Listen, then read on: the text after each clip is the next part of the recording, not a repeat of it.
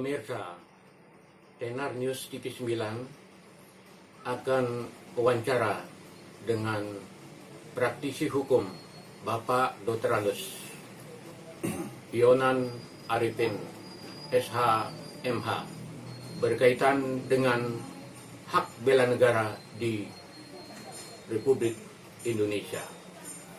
Kita akan bertanya kepada Bapak Yonan Arifin, Sarjana Hukum MM, apa yang harus dilakukan oleh warga negara yang berkaitan dengan bela negara? Baik, pada seluruh pemirsa se-Indonesia, saya mencoba dan menjawab semua pertanyaan-pertanyaan dari Bapak pimpinan redaksi Tenar News TV 9. Pertanyaan yang substansi adalah, apa peran warga negara terhadap bela negara? Baik, kalau sudah berbicara bela negara, kita harus lebih dalam tentang substansi apa yang sebenarnya bela negara. Dan kita harus tahu tentang peran apa pula terhadap bela negara sebagai warga negara Indonesia. Di dalam menjelaskan ketentuan bela negara, kita harus tahu substansi apa itu bela negara dulu. Bela negara adalah perilaku dari warga negara di dalam mengimplementasikan rasa cinta kepada negara, yaitu negara NKRI, berdasarkan Pancasila dalam rangka. Nah, di luar itu kita juga harus tahu konstruksinya. Konstruksinya itu daripada substansi tentang bela negara. Bagaimana warga negara itu bisa menghayati tentang peran warga negara? Ya tentunya harus jelas. Satu adalah ya harus cinta negara, sadar akan berbangsa dan bernegara, yakin adanya ideologi Pancasila, rela berkorban, dan tentunya lebih jauh lagi kita harus mempunyai dasar awal untuk bela negara, itu substansi. Bagaimana kalau kita tidak bisa menghayati ini? Bagaimana hanya slogan yang kita hanya bicara bela negara? Baik, sebelum bicara bela negara, kita kasih contoh saja. Kenapa bisa dikatakan hari apa tentang bela negara ini? Sejarah adalah konstruksi. Bagaimana untuk menghayati satu contoh untuk mengimplementasikan tentang bela negara? Sejak mulai agresi di Jogja, agresi di Sumatera, yaitu di kota Bukit Tinggi, mulai Belanda masuk, mulai perjuangan daripada Pangeran Imam Bonjol pada waktu itu di Jawa Tengah adalah di Ponorogo. Nah, dasar ini semuanya adalah atas kecintaan terhadap tanah air. Kecintaan terhadap tanah air, dan itu esensi bela negara. Dia rela berkorban, darah, tumpah darah, dan memperjuangkan bagaimana terjadinya kemerdekaan. Itu konstruksi. Hingga peperangan tersebut untuk melawan Belanda, melawan Jepang, dengan tekad hanya satu, bela negara. Landasan inilah yang dijadikan oleh pemerintah tanggal 19 pada waktu perpindahan ke pemerintahan dari Pak Jogja hingga ke Sumatera, yaitu yang dipelopori oleh pemerintahan darurat, yaitu Syafruddin Prawira Negara. Oke, dari dasar itu kita harus dihayati oleh seluruh warga negara. Bagaimana kita untuk melihat sejarah, menghayati tentang apa itu cinta negara, itu yang dinamakan bela negara. Syafruddin Prawira negara itu sebagai presiden pengganti. presiden pengganti. Orang-orang tua kita berjuang untuk bela negara, itu menjadi satu panutan kita. Baik, tentang mengisi kemerdekaan bahwa bukan hanya mengisi kemerdekaan, masih dua ancaman masih tetap. Walaupun Karena ancaman dari luar masih datang. Kekuatan kita, wajib militer, seperti resimen mahasiswa, pramuka, dan seluruh lapisan organisasi yang bisa mendukung sinergitas dengan pemerintah untuk meningkatkan kerjasama dalam rangka meningkatkan, memperjuangkan secara rakyat semesta untuk bisa negara ini berkembang, terbangun, saling toleransi. Itu paling utama yang harus diwujudkan. Tanpa peran pemerintah juga tidak berjalan. Tanpa peran rakyat tidak berjalan. Sinergitas ini menentukan kekuatan negara. Ini esensi daripada bela negara. Berkaitan dengan tipikor, berkaitan dengan narkoba, berkaitan dengan tawuran. Ini bukan konstruksi ras, bukan konstruksi untuk bela negara. Ini yang memporak-porandakan kebersamaan di dalam membela negara dan akan menghancurkan. Kalau negara kita lemah, negara-negara berkembang dengan sumber daya alam yang kita, bukan tidak mungkin agresi akan terjadi lagi. Nah, itu eksternal. Kalau internal, mulai dari dini, edukasi bela negara sudah harus diwujudkan. Mulai dari SD, SMP, SMA, perguruan tinggi.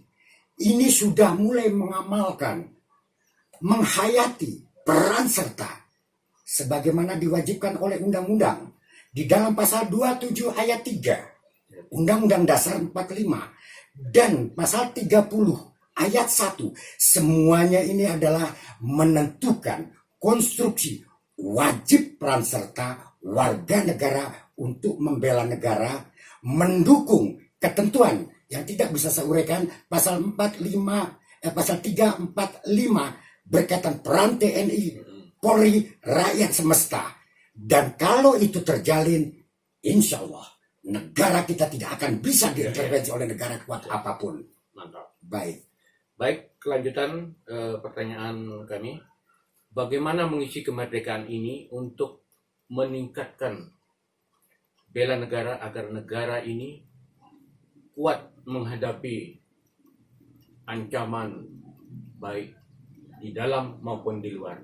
Baik, di dalam ketentuan hukum yang paling penting ada di dalam pasal 27 ayat 1 tersebut dikatakan equality before the law, bahwa semua sama di mata hukum. Penegakan hukum harus jelas. Narkoba, korupsi, tawuran di dalam dan telah ditentukan oleh undang-undang melalui undang-undang berkaitan dengan ujaran kebencian yang merongrong, yang memecah belah, mengakibatkan lemahnya ketahanan negara. Dan pengetahuan hukum ini harus disosialisasikan mulai SD, SMP, SMA, perguruan tinggi, ASN, dan semua peran serta masyarakat harus mengetahui agar dia menghayati. Sangat merugikan sekali antara etnik, ras, budaya ini justru memporak-porandakan. Maka itu due process of law. Penegakan hukum harus equality before the law. Hukum harus sama. Siapa yang salah harus dihukum. Hukum adalah harus menjadi panglima. Tidak ada kekuatan pun eksekutif apapun. Jika ini terjadi, ini akan memporak-porandakan ketahanan bela negara. Jadi jawaban yang paling substansi adalah bekerja sama pemerintah dengan warga negara untuk mengimplementasikan sesuai ketentuan dalam hukum Dasein atau Dazolen. Dasein ketentuan seperti ini harus sama dengan ketentuan. Jangan implementasi berbeda. Tebang pilih, tajam ke atas, rendah ke bawah. Tajam ke bawah, tumpul ke atas. Ini yang kita hindari. Kalau ini terjadi, sinergitas antar masyarakat, pemerintah, TNI dan Polri untuk menjaga, insya Allah tidak ada agresi. Kekuatan kita itu pentingnya negara sudah mulai berpikir perangkat hukum harus lengkap. Siapa yang bersalah merongrong keutuhan negara, lakukan tindakan hukum. Kalau syarat ini berjalan dengan baik, insya Allah ketahanan negara, warga negara sadar dengan hukum, kualitas sumber daya warga negara akan menjadi lebih baik dan lebih baik. Bakorda FKN Kota Tangerang Selatan ini dibentuk dan sudah diberikan surat keputusan SK dari Badan Koordinator Pusat Forum Kader Bela Negara Kementerian Pertahanan Republik Indonesia. Kedepannya mungkin para anggota bagaimana cara kinerjanya untuk melanjutkan visi misi bela negara Republik Indonesia. Silakan. Baik. Tadi surat keputusan sudah ada dari Forum Bela Negara Pusat. Kementerian Kemhan ya. Baik. Nah, ini sudah diterima oleh pengurus Forum Bela Negara Bakorda Tangerang Selatan. Kalau sudah mendapatkan SK, itu adalah sudah amanah. Kalau sudah berbicara amanah, harus bisa mengimplementasikan target-target yang telah ditentukan, diharapkan bersama-sama mulai dari pusat atau daerah, khususnya Tangerang Selatan. Pertanyaan untuk menempuh targetnya apa sih? Kekuatan negara, baik menghadapi ancaman, baik dari dalam dan dari luar. Program ini tentunya harus dijalankan dan dieksekusi, bukan hanya slogan. Tentunya bekerja sama, harus mensosialisasikan apa itu bela negara. Sebagaimana kita jelaskan pada substansi pertama, rasa cinta tanah air dan lain sebagainya.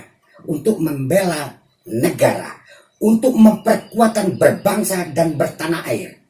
Sinergitas pemerintah dan pelaksana daripada eksekusi, yaitu yang dipercayakan, yaitu Forum Bela Negara Tangerang Selatan harus bersama-sama mengeluarkan satu program.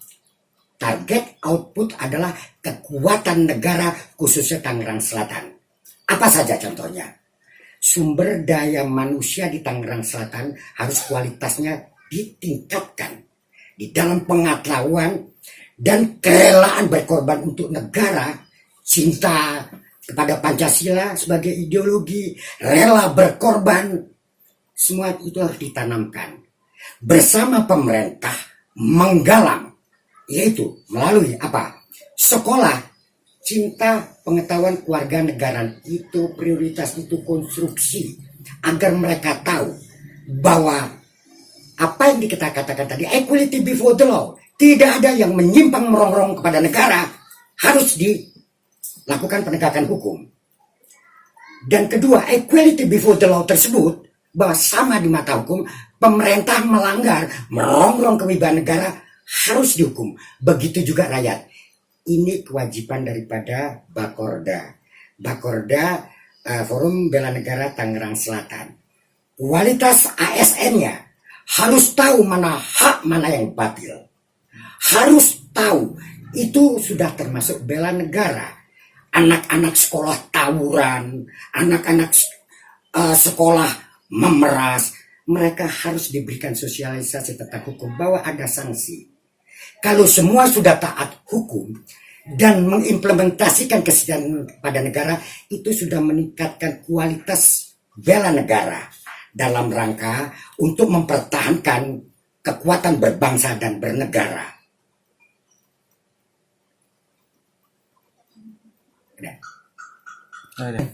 Baik pemirsa Tenar News TV 9, setelah kita wawancara dengan praktisi hukum Bapak Dr. Andes Yonan, Sarjana Hukum MM, semoga dengan wawancara tadi bermanfaat untuk kita semuanya, terutama kepada kader bela negara Republik Indonesia. Sukses dan selamat kepada Rakorda Kota Tangerang Selatan. Baik.